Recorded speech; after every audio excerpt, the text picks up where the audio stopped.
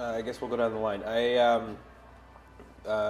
think we're all feeling really, really thrilled and really excited, but also really intent on taking care of ourselves and not getting lost in the whirlwind of it and staying healthy and both physically and mentally. So I think we've gone into this like hunker down mode of just trying to take care of ourselves and each other while still doing our best to enjoy every moment, because we're acutely aware of the fact that we're, sort of catching lightning in the bottle, and we don't want to 10 years from now be struggling to remember it.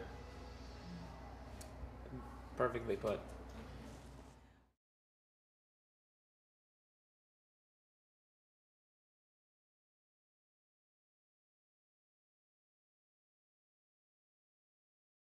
I think that we've become more busy, I suppose, a little more in demand to do things, and so that's an interesting pace to get adjusted to for us, because we come from touring. We've been touring and making music professionally between the three of us, like probably about 10 years each, and I think that it was hard to get used to being on tour and actually having other obligations to do during the day, as opposed to just sitting around and doing nothing.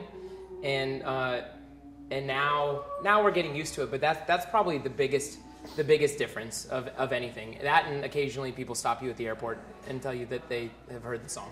I think we've become a little more cautious of what people want from us too, because in the past no one ever wanted anything just besides the music or whatever, because we weren't seen the way we are now. So now it's a little interesting to have just to think about which interviews we do want to do, or what exactly people want to get from us.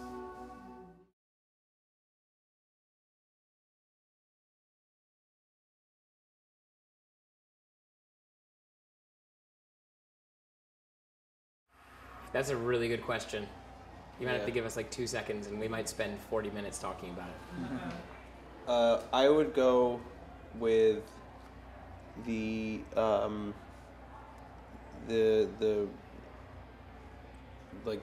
bit crushed drums and all the breakdowns in some nights.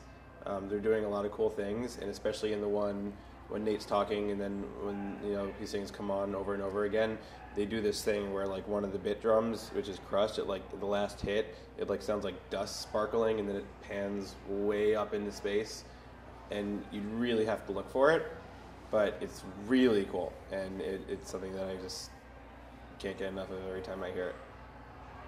That's fine with me. That's great. Awesome. I love that noise. What else? There's so many little tiny like. The two interludes are pretty special. The two interludes are amazing. We like had figured out the track listing, and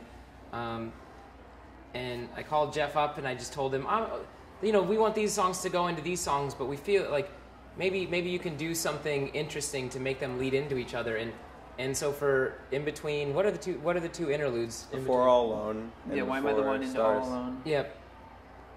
It was just so neat to hear Jeff, after he had made the album, reinterpret kind of something that we had already had set in stone. He somehow added these two little musical pieces to it, and I think that I couldn't imagine the album without it, because it really makes it flow together. So just if people get a chance to listen to that was Jeff just remixing everything. Like, he wasn't really playing anything. He took a bunch of existing parts and just somehow fit them together in ways that I wouldn't ever have expected. He recombined these existing elements into something completely fresh, and I think that's a real testament to what Jeff can do. He's really a brilliant guy.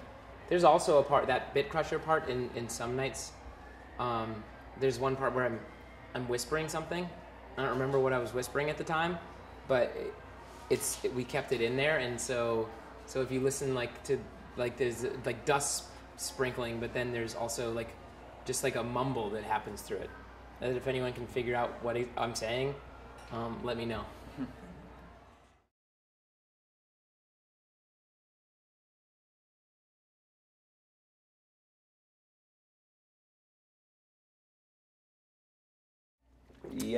Yes. No, but I think we're going to go later this year. Yeah. Jack and I have been separately, but this band has never been to Japan, no.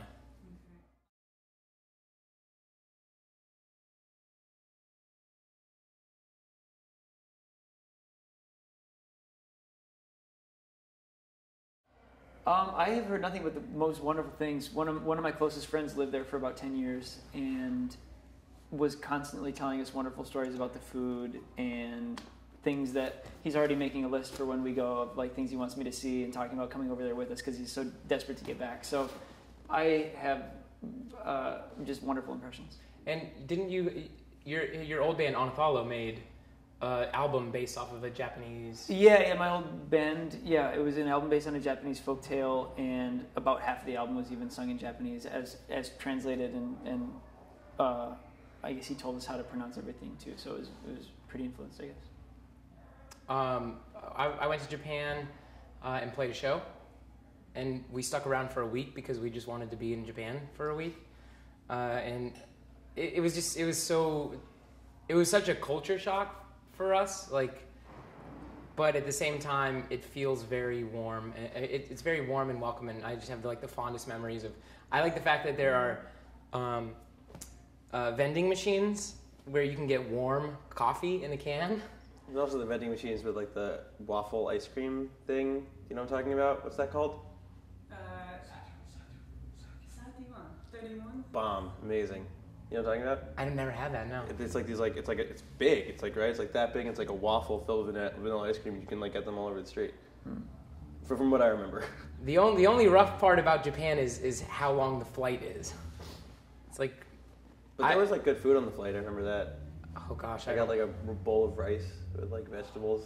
I didn't get that. Yeah. I just remembered like constantly like trying to fall. I can't fall asleep on planes, so it makes it really tough for me. I think Japan is an extremely interesting place because of how vibrant the culture is and how different it is. A lot of times we travel all over the world, and there's nothing worse than going somewhere and having it feel like America. Not because there's anything wrong with America, but because when you go somewhere else, you want it to be what it is. And the one time I went to Japan, it was unmistakably the most exciting and different place I'd ever been to. And I would say that, much like America, that's a testament to a really strong culture.